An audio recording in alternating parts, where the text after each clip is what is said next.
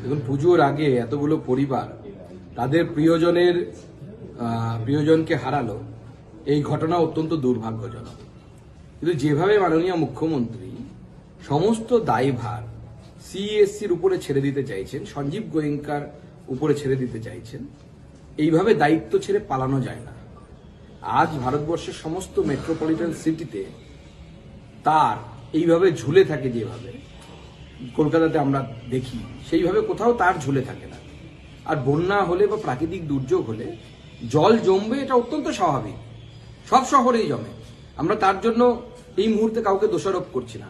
কিন্তু প্রশ্ন হচ্ছে, ব্যাঙ্গালোরেও তো জল জমে, কিছুদিন আগে হায়দ্রাবাদে জল জমেছিল, কোথাও তো আমরা দেখিনি যে ইলেকট্রিকের তার ছিঁড়ে মানুষের মৃত্যু ঘটছে।